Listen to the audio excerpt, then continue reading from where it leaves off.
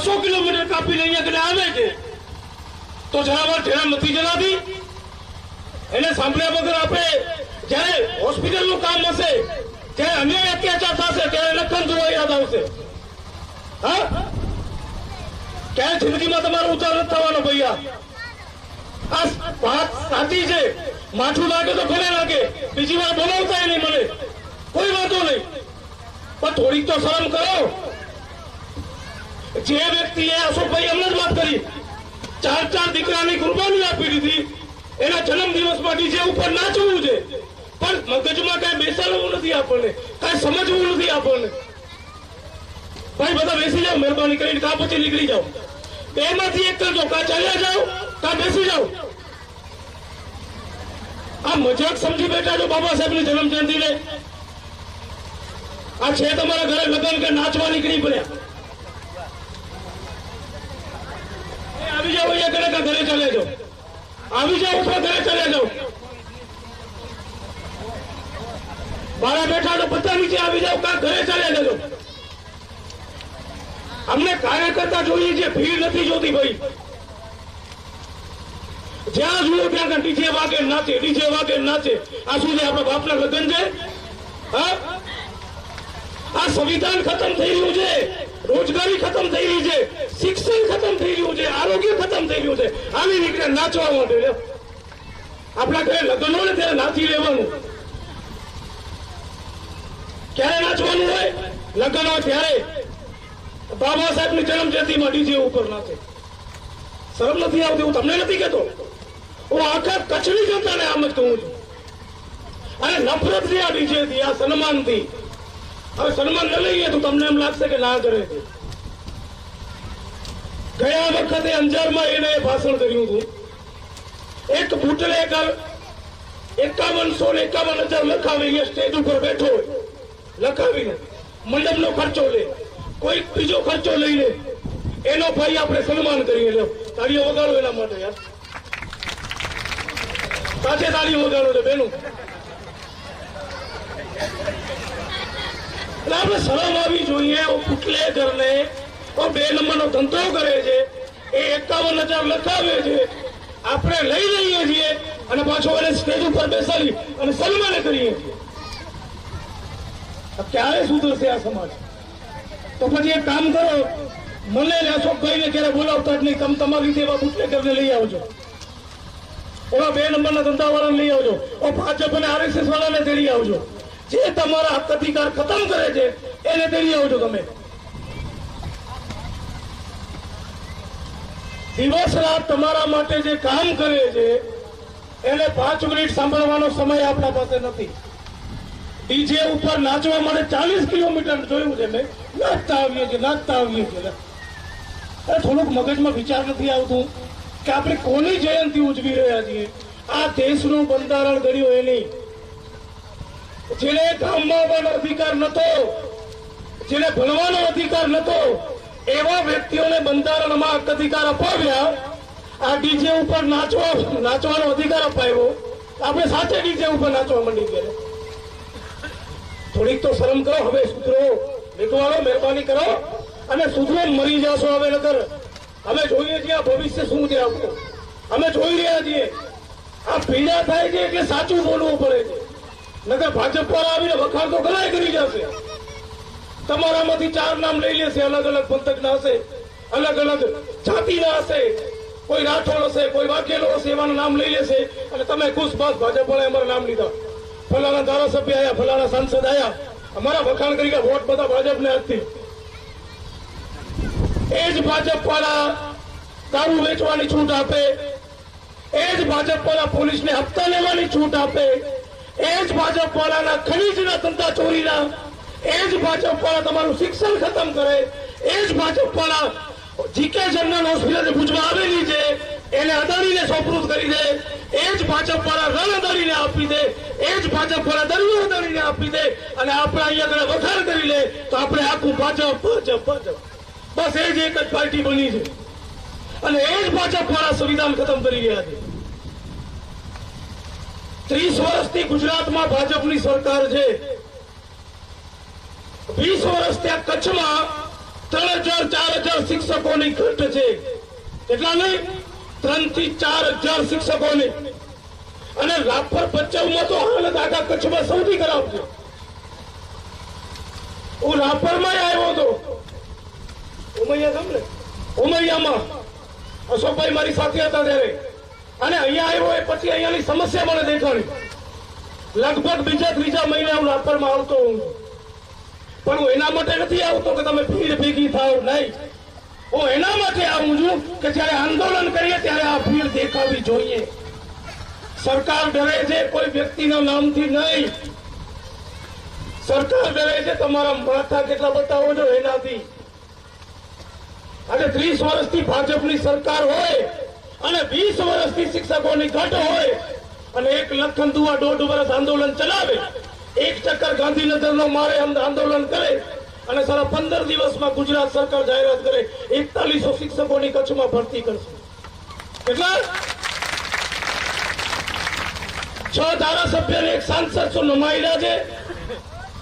20 વર્ષમાં એ લોકો પાસે કાંઈ ન થયું, નમાયેલા કહેવાય ને. પછી પાછા ફોટો બોલાવે છે, ટીવીમાં ઇન્ટરવ્યુ આપે છે, અમારી સરકારે આટલું સારું કામ કર્યું. તો નાલાયકો 20 વર્ષ હતા, તમારા પાસે 20 વર્ષ હતા, કરો ને. ક્યાં ગયા હતા તમે? ત્યારે ન થયું એ લોકો પાસેથી. આ મેઘવાનો દીકરો એક ગાંધીનગર ચક્કર માર્યું ને એટલે 4100 શિક્ષકોની ભરતીની જાહેરાત કરી. અને હજી જાહેરાત થઈ છે, યાદ રાખજો. આ હજી જાહેરાત છે, ભરતી કરવાની બાકી છે. નહીં થાય તો એ ગુજરાત રોડે બંધ થશે. એટલી ચેતવણી આપી દીધી છે કલેક્ટરને, આ સરકારને. છેલ્લા 40 વર્ષથી અબડાસાની તાલુકા લેવલની હોસ્પિટલ 40 વર્ષ માથે થઈ ગયા, બનતી નહોતી. અમે એક આંદોલન કર્યું. પહેલું મારું આંદોલન નલિયામાં હોસ્પિટલનું હતું. આ ભીડ આવી છે, આથી વધારે લોકો ત્યાં આગળ હતા. આથી વધારે એક આંદોલન 1.5 મહિનામાં સરકારે જાહેરાત કરી 6 કરોડ રૂપિયાની નવી હોસ્પિટલ બનાવો. શું કર્યું? 6 કરોડની નવી હોસ્પિટલ. 40 વર્ષમાં ન થયું. એક મેઘવાળના દીકરા એક આંદોલન કર્યું, જાહેરાત કરી, આજે એનું કામ ચાલુ છે.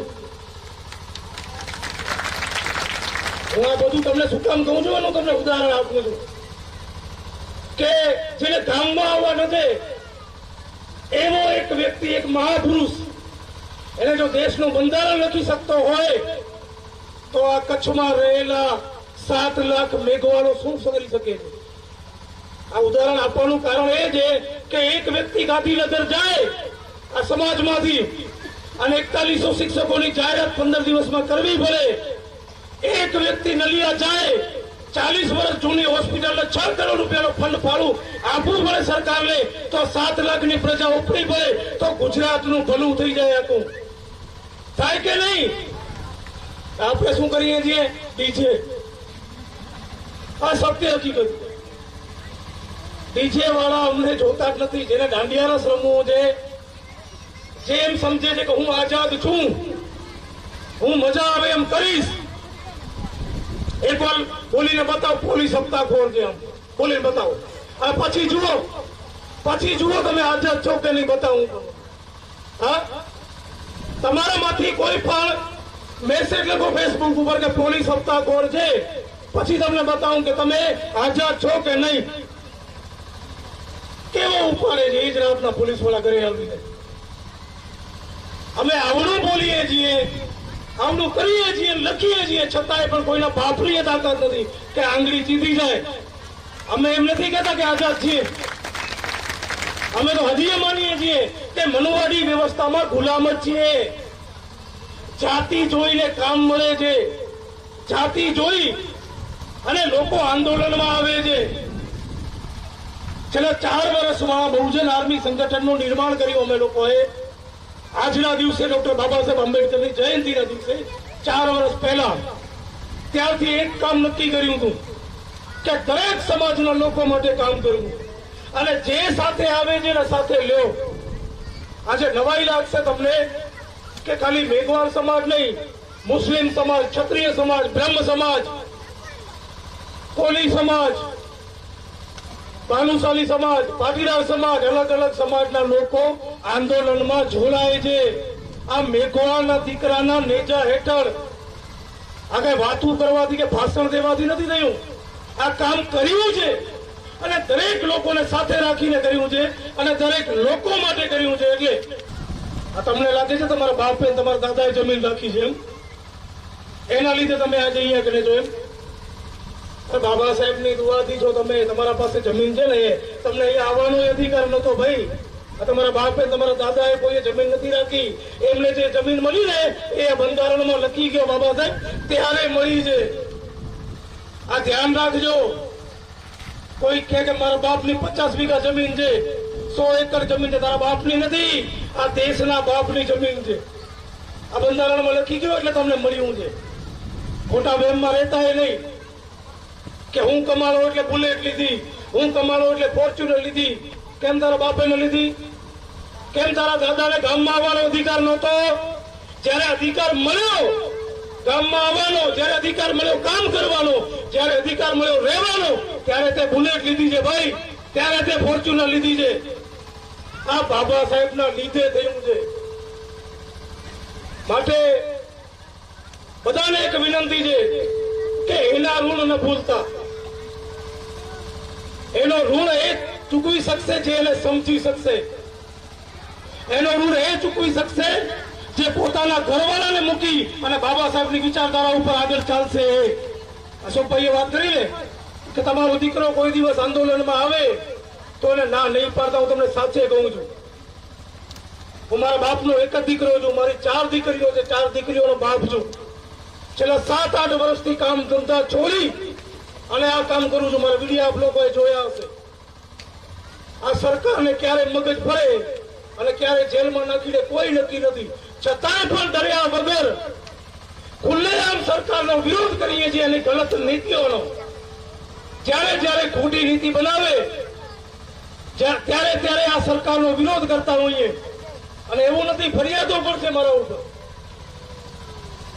જો હું તમને આ સત્ય હકીકત નહીં કહું તો હું જેલમાં ભર્યો હોઈશ ને તમારા વોટ્સઅપ ગ્રુપમાં આવશે કે લખન દુવાદો હતો જેવો, એટલે તમારા મનમાંથી એ નીકળી જશે. સાલો હતો એવો એટલા માટે કેવો જેલમાં લ્યો ને.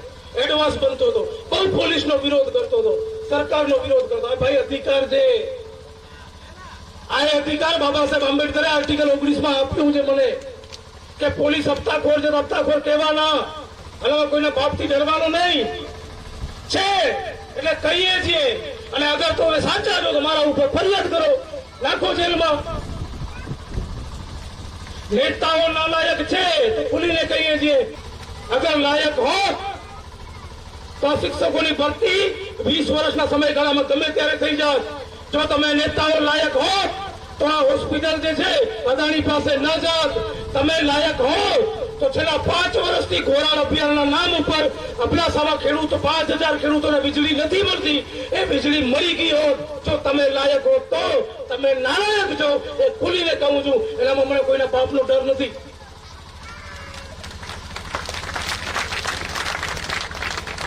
આ સાચું કહેતા આવડતું હશે અને સાચું કરતા આવડતું હશે. આ સરકાર પાસે ભીખ નથી માંગવી. ડોક્ટર બાબા સાહેબ આંબેડકરે કીધું છે कि भीख मांगने से अधिकार नहीं मिलता, अधिकार छीनना पड़ता है. बाबा साहेब ना सूत्रों ने सार्थक करी. भीख मांगवा માટે નહીં, છીનવવા માટે. ભલે ફરિયાદ થાય, ભલે જેલમાં નાખે, ભલે આ સરકારને જે કરવું એ કરે, છૂટે નહીં, પણ ભીખ તો નહીં જ માંગી. આ બંધારણ લાગુ છે દેશમાં. જ્યારે બંધારણ હતું આપણી સમાજના રખેસર કહેવાય ને, રખિયા ને, આ રખિયાઓને જયારે એમના રાજપાટ છીનવ્યા ત્યારે આપણા પુરખોએ આ લોકો પનવાદીઓ પાસે ક્યારે ભીખ નથી માંગી. યાદ રાખજો, ઇતિહાસ છે. જયારે એના પાસે ખાવાના વાંધા હતા ત્યારે પણ ભીખ નથી માંગી. ત્યારે પણ કીધું કે મરેલો ઢોર ત્યાંથી ધસડી અને સીમમાં ફગાડશું. એ મરેલો પડ્યો છે એનામાંથી ખાશું એ મંજૂર છે, પણ તમારી ભીખ અમને નથી જોતી. આ કામ કર્યું છે મેઘવાળોએ. અને એના વંશજો ભીખ માંગવા નીકળી ગયા. ટિકિટની લાઈન, નગરપાલિકાની ટિકિટ આપો ને બાપા, સરપંચની ટિકિટ આપો.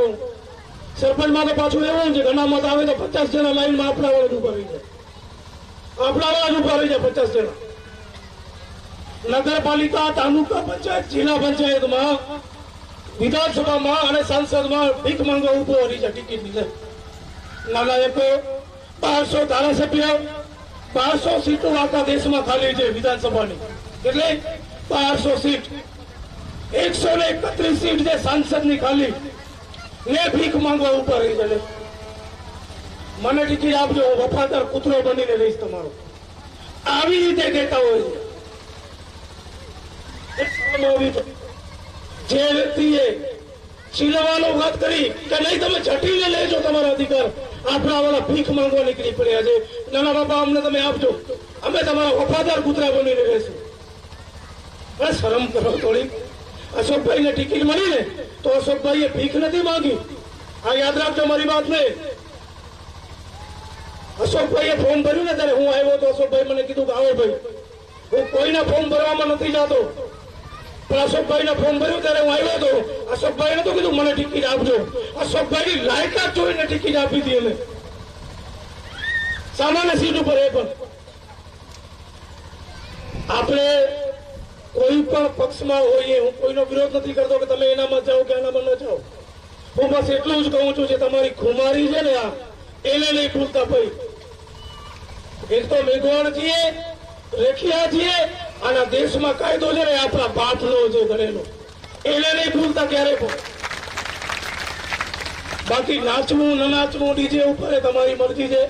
હું નથી કહેતો કે નાચો, પણ જ્યારે જ્યારે અશોકભાઈ છે, અમારા સંજયભાઈ છે, સંજયભાઈ રાઠોડ, એ અહીંયા કાંઈ પણ આંદોલન કરે ત્યારે હાજરી આપજો, અને ત્યારે હાજરી નહીં આપો અને પછી કહેશો અશોકભાઈને ને સંજયભાઈને કે અમારું આ કામ છે તો એ કામ નહીં કરે, એ વસ્તુ સત્ય છે. પછી માથું નહીં લેતા આવતા એનું, કારણ કે તમને ક્યાં આવવું નથી, તમને ક્યાં જવું નથી, તમને ક્યાં આવવું નથી, ક્યાં જવું નથી, તો કામ કોણ કરશે? તો તમે જેને વોટ આપ્યા છે એના પાસે જાઓ કે અમારું આ કામ કર. શું કરવાનું? જેને વોટ આપ્યા આ કામ કર. 500 રૂપિયામાં દારૂની બોટલમાં કે કોઈ સમાજના પ્રમુખે પૈસા લઈ લીધા 2 લાખ રૂપિયા અને ઈ કે વોટ આપી દીધો, એનામાં આપણે શેનામાં વોટ આપ્યા? એનામાં. તો કામ નથી કરવાનું ક્યારેક. મારું ભાષણ કડવું હશે પણ સાચું હશે ભાઈ. તમને યોગ્ય લાગે તો મગજમાં રાખજો, અયોગ્ય લાગે તો કાઢી નાખજો, અને વિરોધ કરવો હોય તો એ છૂટ છે. તમે મારા ભાઈઓ છો, હું તમને નહીં કહું કે ભાઈ શું કામ કરો છો. બાકી કોઈ ઇન્સ્ટાગ્રામ ઉપર કે ફેસબુક ઉપર મેસેજ લખીને બતાવે કેવો દોડાવીએ છીએ અમે. પેલો જાગૃત થાવ.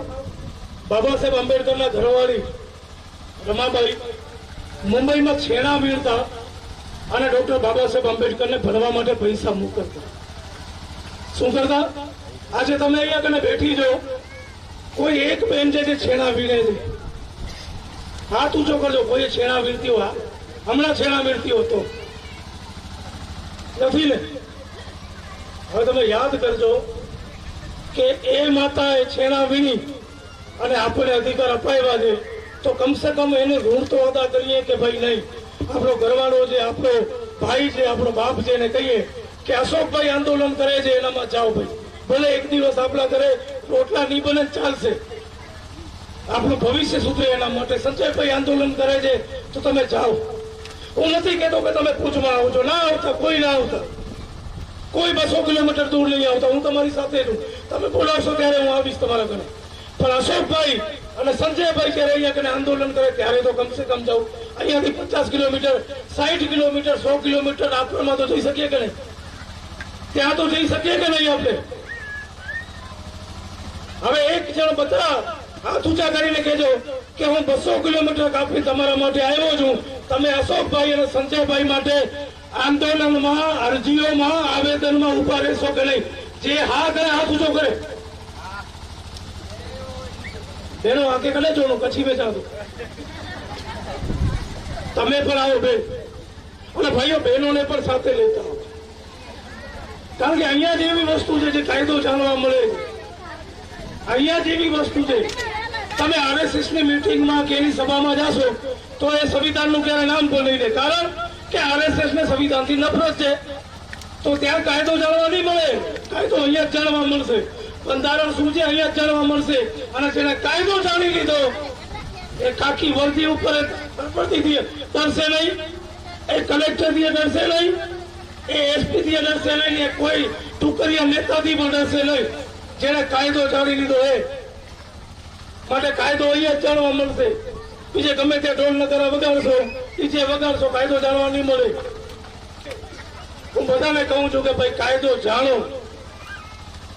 ભારતનું બંધારણ લઈ અને વાંચશો તો પહેલે તો લખેલું છે અસ્પૃશ્યતા કા અંત. કેટલાને ખબર છે એનો મતલબ શું છે?